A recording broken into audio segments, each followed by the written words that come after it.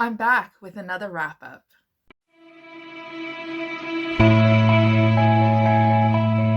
Hi guys, welcome back to the channel. Now today I'm going to be doing a wrap up of all the YA novels I've read in the past 2 weeks, plus all the middle grade novels I had a chance of reading as well. I had a handful of favorites. Surprisingly, majority of the favorites are from middle grade novels, and I really like it. If you guys didn't know, this year I'm allowing myself to read whatever I want, and what I want to get into is middle grade novels. I find that I look at the covers in bookstores, I look at the covers in the library, and I see that they're so gorgeous and they're so pretty, so I'm always intrigued by it. So I'm diving deeper into the genre and I'm picking out new releases to read as well. And I know a lot of people actually on here actually enjoy reading middle grade novels. I know a lot of people are like, yikes, that's a really low level of reading, but I find that middle grade novels talk about a lot more issues that would not have been talked about in young adult novels or even in romance or even in adult fiction, and they're being talked more about in middle grade so that they can prepare the next generation of people and prepare them to learn about things that are happening around the world. And I'll get more into it with all the reviews that I have set up for you in this video. So the first book that I want to talk about is actually not a middle grade novel. It's kind of like borderline middle grade and young adult, only like wishy-washy. It's because the publisher is actually Scholastics. So I'm not too sure if this could be classified as a middle grade novel since our main female character is actually like 16, 17 years old. So this is probably a young adult book, but this follows a girl who actually works at a floral shop to earn a minimum wage salary so that she can earn money so that she could save to go to New York City and to pay for her tuition to become a fashion designer. She wants to design dresses. She's very creative. She always has an idea in her head and she wants to make costumes and make dresses out of flowers and like things like that. So this is really fun for someone who likes fashion in their stories. She works for a floral shop, and while she's working there, some famous person comes into town, and that famous person is actually a famous celebrity chef. So think Gordon Ramsay, but like worse, because this character is a man who is so mean and so cruel and treats people so badly and doesn't seem like he has a kind bone in his body, even for little children, because we know that Gordon Ramsay is actually a very decent guy and he's actually really nice to children and he's just mean in the kitchen. But just picture this guy being Gordon Ramsay, but like on steroids. And his son is actually our main female character's love interest, and she has a lot of prejudice against him at first because she thinks that he's just a celebrity son. Everything's always handed to him. He doesn't have to work for his money, and all the stuff that he's doing is just like for jokes and just to like kill time, because clearly he doesn't need the money if his father is so successful. And this is basically their journey of moving from enemies to lovers, and it's so fun. It takes place in a course of like I think one whole year, so there's a lot of like slow building into the romance and into the relationship. During this 1 year, our main female character actually dates another male character, and she starts to realize her own true emotions and what she wants in her relationships. There's also a lot of talks about a lot of family dynamics about this book as well, and how she has to deal with a father that is not so present and having to deal with a mother who she might not connect with as much as she thought she would. So this is actually my second novel from Casey West. So I know it's shocking because I love young adult novels and I love contemporary romances, and Casey West is the queen of them. But for some reason, I just feel very iffy towards her books after reading one of her books in the last like 2 years, and I didn't like it and I just didn't want to buy into the hype.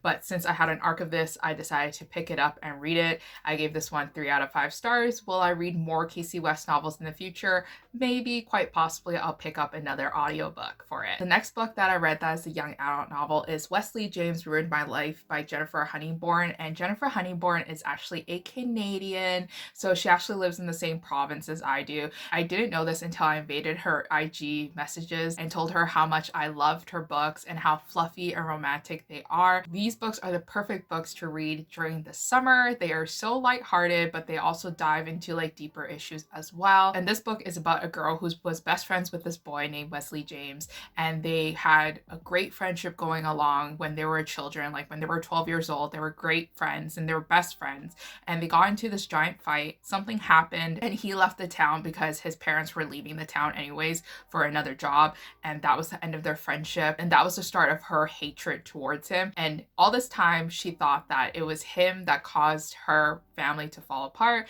and that her parents were divorcing because of him spilling a secret that was being kept throughout the whole entire week of during that time when he was still in the city. The story of him coming back into the town and him basically invading her life as she knows it. So she works at a medieval castle restaurant where she dresses up like she's a wrench, and she serves like turkey legs and food for like the customers that come in and to have a medieval experience. So think of Well Met by Jen DeLuca, but YA version. And then this is her story of like how she has to deal with her worst enemy and how she wants to get her worst enemy fired. And it's about her being very stubborn and her not listening to other people around her and their perspectives of him. And it's also about her as well dealing with a father that is very flaky, that has a gambling problem, and then also her dealing with the fact that her grandmother that she loves very much and that she was very close to is starting to lose her memory and doesn't understand anything anymore and forgets about her. This is a story that definitely pulls the heartstrings, and I really appreciated this one. I gave this one 5 out of 5 stars. I just loved it so much. So then moving on to middle grade novels, a middle grade novel that I did listen to on audiobook is called The List of Things That Do Not Change by Rebecca Steed, and this is a middle grade novel that features a very dynamic relationship that I've never really seen that much of or explored much of in middle grade since I just started in middle grade, so maybe there is a lot of books on this, but I thought this one was done really well. This book features a little girl who has divorced parents, and she starts to understand the concept of why they divorced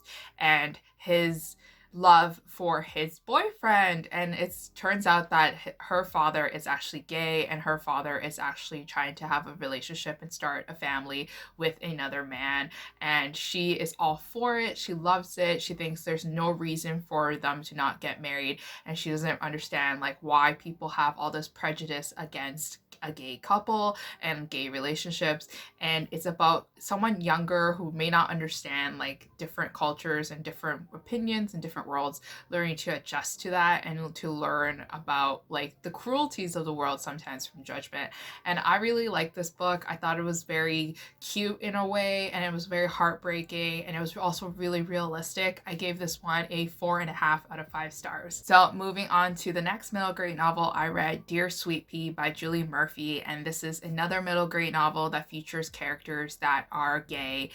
So her father is actually gay, and there's a lot of homophobia mentioned in this novel. People in the novel are very judgmental of our main character's father, and it's very heartbreaking to see because she doesn't understand it as well. Like, why are people being so mean to her father, and why were they even separated in the first place? So it was kind of like her discovering the realities of a marriage breakdown. Also, she is a bigger character and she's curvier than other girls her age, and lots of people are bullying her, so there's a lot of fat phobia as well. It's about her accepting for who she is and having the self-esteem to be confident in what she does. I thought this novel was very cute, and I gave this one 5 out of 5 stars. So the next novel that I read is 500 Words or Less by Julia del Rosario. So this book is about a girl, I think she's actually an Asian character, I forget. Basically, it's about a girl who's being asked to write entrance exam essays for her classmates, and she gets paid a certain amount of money, and then she writes the classmates' essays by getting to know them and by learning more about them so that the essays can be more authentic, and you get to learn about the different dynamics and relationships and different characters. And it was very heartbreaking to see. It's definitely about a girl who has a lot of flaws and who makes a lot of mistakes, and about learning herself. She's not perfect, and she is a more realistic young adult character. I gave this book 4 out of 5 stars because at some point along the way the plot line kind of lost me and I didn't know where it was going, but in the end I really liked how the characters found their true selves, especially during a time where you are expected to know what you want to do for the rest of your life, and you're expected to know who you want to be. So the next novel that I want to talk about is a middle grade novel, and this one is a mythology based novel, so it has a lot of like myths and spiritual creatures, so it's not really like a realistic fiction novel. It's called Lelani of the Distant Sea by Erin and Trotter Kelly, and this book was very fun to read. I never read a mythology middle grade novel in a very long time. It's really nice to hear about this world building and these characters buildings, because obviously these creatures don't actually exist, but it's a part of someone's mythology and it's a part of someone's culture, and it's really nice to hear about that. I thought it was very interesting. Lots of people have been reviewing this book and saying that they sometimes get lost along the way too. There sometimes might be a lot of flowery writing that gets like lost in like the descriptions, and like you kind of get lost in it. I didn't find that. I thought it was okay through an audiobook. I thought it was really interesting and I enjoyed it. I gave this one a 3 out of 5 stars. The last book I want to talk about is Stargirl by Jerry Spinelli, and this book has recently been turned into a movie on Disney Channel, but don't quote me because I actually don't have the Disney Channel, and I've seen a poster of it and I've seen that it was released in 2020, so I don't know if it's available yet. So this book is a middle grade novel about a character who bumps into this girl named Stargirl. She calls herself Stargirl, but that's not her real name. She's quirky, she's young, she's like different from a lot of people. She does a lot of weird things that lots of people don't do, and this is the story of her being judged and being bullied by a lot of people in her school, and it's about how people want her to be normal so that she can have more friends, and about her losing her originality and losing what makes her special. And it's about her losing what makes her special in order to conform and to be normal part of society. And people that really like her see the light dimmer from her eyes and how she's not that happy anymore. And it was lovely to read. I really enjoyed the story. It definitely teaches younger kids to be themselves and to express themselves creatively and to not be afraid of what other people think. I really enjoyed this novel and I gave this one 5 out of 5 stars. So anyways, that is it for all the young adult and middle grade novels that I did read for these past 2 weeks and a half. If you guys have any recommendations in terms of middle grade novels, definitely shoot them down below and I'll definitely take a look at them. Or if you guys have any young adult books that you read recently that you want me to look at, then definitely let me know as well below. But until next time, I'll see you guys again. Bye.